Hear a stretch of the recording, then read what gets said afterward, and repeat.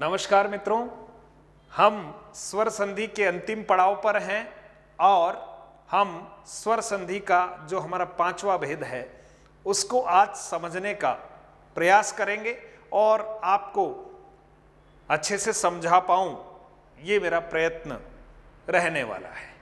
आपने इससे पूर्व स्वर संधि के 4 भागों को बहुत अच्छे से समझा है, अभ्यास किया है। तो आज हम स्वर संधि के 5वें भेद पर चर्चा कर रहे हैं। संधि का नाम अयादि संधि। अयादि संधि, अयादि संधि। मित्रों, अयादि संधि की जब बात की जाती है तो हमारे सामने परिणाम के रूप में 4 परिणाम होते हैं। एक है अय, दूसरा है आय, तीसरा है अव और चौथा है आव।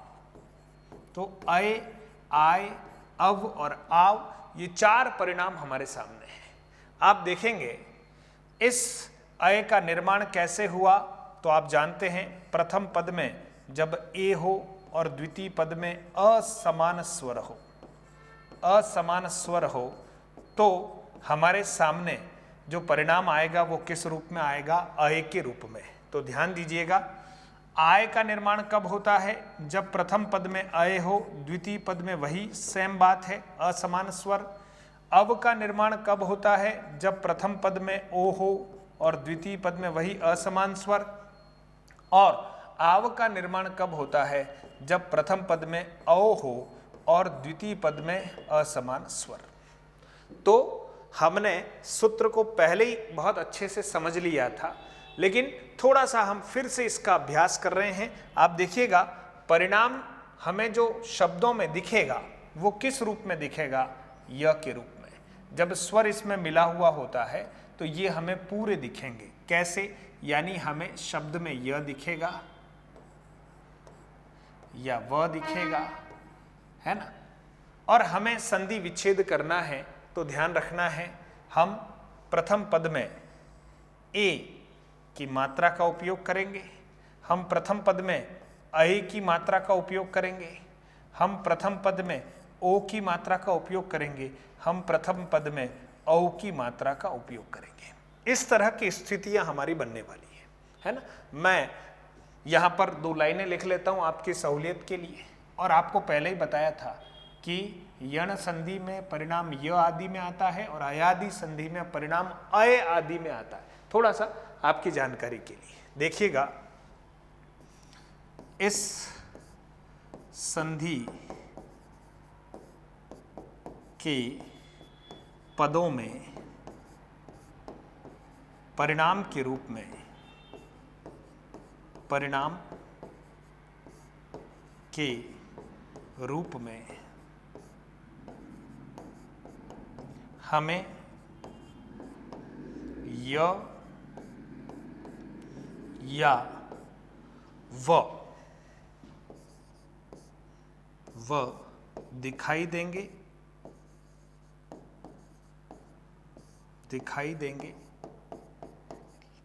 लेकिन इनसे ठीक पूर्व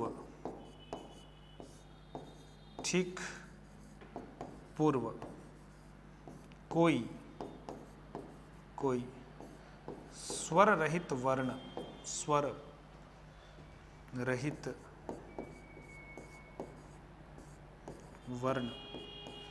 नहीं होता है।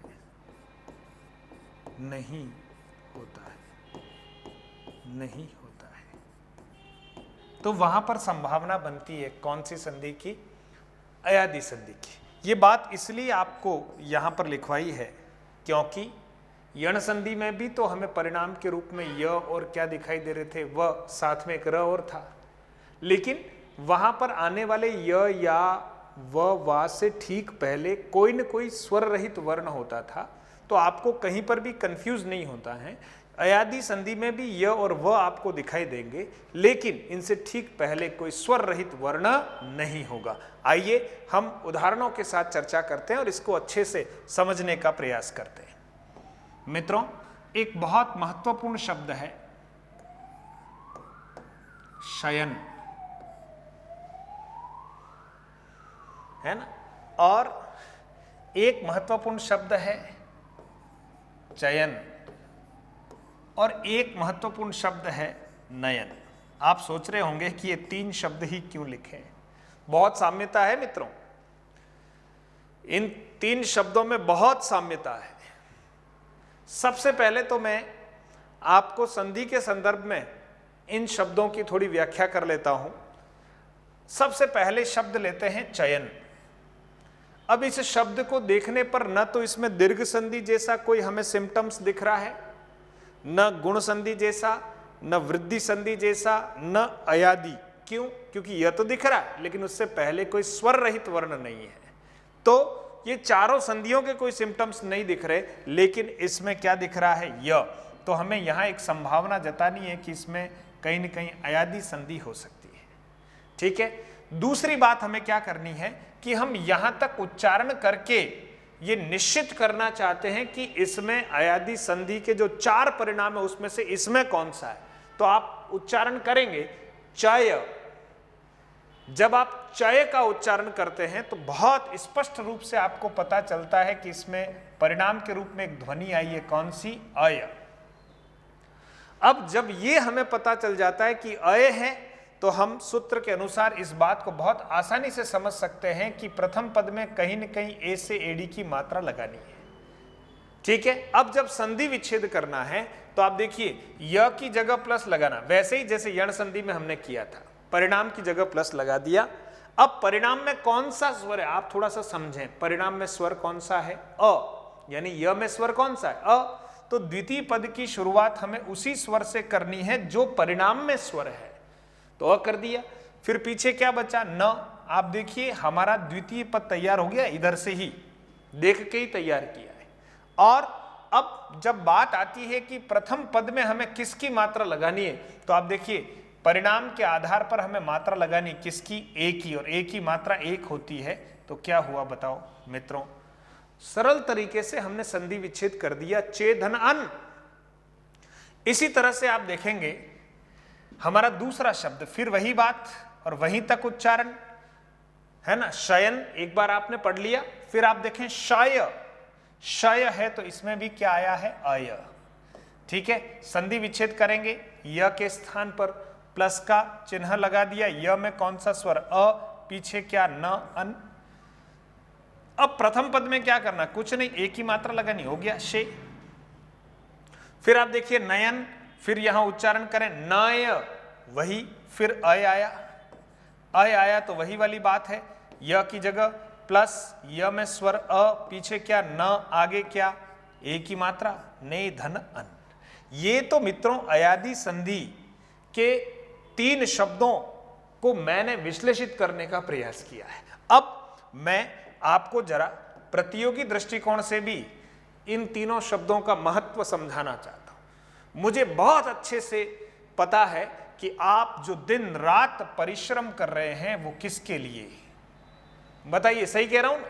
आप जो दिन रात परिश्रम कर रहे हैं, एकलव्य की तरह, अर्जुन की तरह निरंतर संधानरत है, किसके लिए? चयन के लिए। लेकिन आपको बार बार अपने ऊपर नजर रखनी होगी कि कहीं ऐसा तो नहीं है कि मैं कर रहा हूं क्या? शयन। तो ध्यान रखिए कहीं ऐसा नहीं हो कि इसकी अधिकता हो जाए, तो हो सकता है कि इस पर कहीं प्रश्न चिन्ह नहीं लग जाए। अब इसका तात्पर्य ये नहीं कि मैं आपको सोने के लिए मना कर रहा हूं ना, आपको बढ़िया नींद लेनी चाहिए। लेकिन कैसे? प्रतियोगी परीक्षा की तैयारी कर रहे हैं, विद्यार्थी जीवन में है, तो कहा गया है काक चेष्टा बको ध्यानम, है ना। चेष्टा काक जैसी, ध्यान बगुले जैसा, स्वान निद्रा, निद्रा कैसी? स्वान जैसी। यानी हम एक बार जब समय निर्धारित करते हैं भरपूर नींद ले लीजिए, लेकिन हम जब संधान कर रहे हैं तो अधिकतम 5 घंटे सो जाइए यार। फिर तो उठना पड़ेगा ना, ठंड अधिक है, गर्मी ज़्यादा लग रही है, बारिश हो रही है, लाइट नहीं आ रही है, ये सब चीज़ें हमारे संकल्प को बाधित करने वाली नहीं होनी चाहिए। हमारा संकल्प अटल है, इसलिए मैं तो चाहता हूं कि आपका ये हो इसका जरा ख्याल रखिए। दोनों में किसकी आवश्यकता है? नयन की। आपकी निगाहें कहां? लक्ष्य पर। इसलिए जब आप शयन करते हैं तो आप अन्यथा चिंतन नहीं करें, आराम से शयन कीजिए। लेकिन जैसे ही जागृत होते हैं फिर से हमारा चिंतन चलता रहे और हम सही दिशा में आगे बढ़ते रहे। मैं तो आपके आगे कुछ आपको उदाहरण ही बताने वाला हूं, लेकिन ध्यान रखिए तीनों शब्द किसके उदाहरण हैं? अयादि संधि के। बहुत महत्वपूर्ण शब्द हैं, हम और शब्दों पर विचार कर रहे हैं, देखिएगा। शब्द है नायक, गायक, दायक, पावक, पवन, पावन, भवन, भावन। यूं तो ये संधि बहुत सरल दिखती है, फिर से कह रहा हूं बहुत सरल दिखती है, लेकिन एक मात्रा और दो मात्रा का खेल है। हम सावधानी नहीं रखें तो अच्छे जो संधि विच्छेद करने वाले बच्चे वो यहां आकर गलती कर जाते। इसलिए दूसरी बार जरूर हम एक बार मन में सोचें, दूसरी बार और सोचें, फिर हम सही उत्तर की तरफ बढ़ेंगे। सबसे पहले आप देखिए य और व आपको इन सभी शब्दों में दिखाई दे रहे हैं। उनसे ठीक पहले कोई स्वर रहित वर्ण नहीं है, है ना, और इसका उच्चारण आपको करना है। आप देखिए सबसे पहले हम परिणाम की अगर पहचान कर लेंगे तो हमारे लिए काम बहुत आसान हो जाएगा। संधि विच्छेद करना, प्रथम पद में कौन से स्वर की मात्रा लगाना है ये निर्धारित हो जाए। नाय, देखिए क्या आया है। मुझे कोई जल्दी नहीं है, मैं आपको आराम से सिखाना चाहता हूं, कोई जल्दी नहीं है मुझे, आप बस सीख जाएं। नाय तो क्या आया? आय। अब ध्यान दीजिए, आय कब आता है? आय कब आता है? जब प्रथम पद में अय की मात्रा लगे। तो सबसे पहले तो हम य की जगह प्लस लगा रहे। य में कौन सा स्वर? अ, पीछे क्या? क। हमारा द्वितीय पद तैयार हो गया, अक। अब प्रथम पद में हमें इसमें मात्रा लगानी है, और इसमें मात्रा लगानी किसकी? अय की। और अय की मात्रा तो ऐसे ही लगेगी भाई, नए, धन अक, नायक। हो गया संधि विच्छेद। अब इसी तरह का शब्द है गाय। आय है, आय है तो सीधा आपको लिखना है गए, फिर प्लस करना है, य की जगह अ करना है, पीछे क है, हो गया का अक। दायक, देखिए क्या करेंगे? देय। धन क्या करेंगे? अक। फिर पावक क्या करेंगे? पावक के लिए क्या करेंगे? देखिए आव आ रहा है, ध्यान दीजिए, आव। और जब आव आता है तो प्रथम पद में हमें क्या लिखना है? औ। यही तो बात ध्यान में रखनी है, दो मात्राएं, ठीक है। तो अब आप देखिए भाई, औ की मात्रा लगानी प्रथम पद में तो ऐसे ही लगेगी, पौ। धन, व की जगह क्या करना है? अ, तो हम लिखेंगे अ, और पीछे क्या? क, पौ, धन अक। अब बात आती है पवन। ध्यान रखिए अव आ रहा है ना, और जब अव आता है तो हम जानते हैं मात्रा किसकी लगानी है? ओ की, यानी ओ की मात्रा लगानी, सिंगल। तो क्या करेंगे? पो, सिंगल मात्रा, धन, अन, हो गया। इसी तरह से शब्द पावन, देखिए इन दोनों शब्दों में सूक्ष्म अंतर है संधि विच्छेद के दृष्टिकोण से। यहां आव है, यहां अव है, तो फिर संधि विच्छेद करते समय जहां आव होता है वहां औ करना पड़ेगा। धन, अन, बाकी समान है। इसी तरह से भवन, अव है, अव है तो देखो क्या करेंगे? भो, धन, अन, ठीक है। और इधर भाव, देखो आव आ गया है तो हमें क्या करना है? भौ, धन, अन। तो इस तरह से हमें संधि विच्छेद करना है ना। आपको बहुत ध्यान रखना है और आप सही संधि विच्छेद करें, बस मैं तो यही चाहता हूं, है ना। और इस तरह से जब आप परिणामों को एक बार बहुत अच्छे से, है ना, इसमें समझ जाएंगे तो हमारे संधि विच्छेद गलत नहीं होंगे। कुछ और उदाहरण आपके सामने रखता हूं, देखिए। शब्द है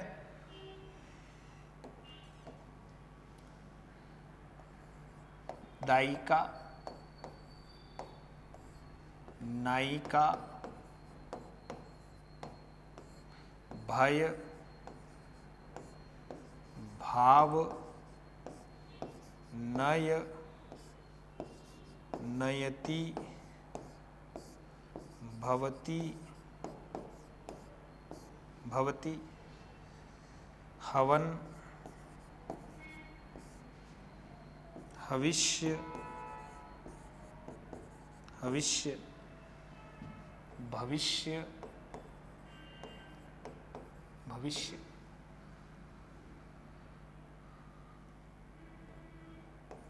नावक, श्रावक,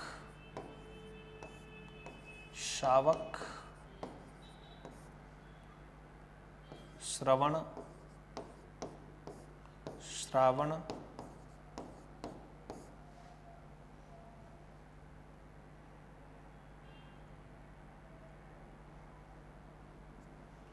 श्रावण, श्रवण, सावक, श्रावक, फिर देखें विनायक, बहुत महत्वपूर्ण शब्द, विधायक,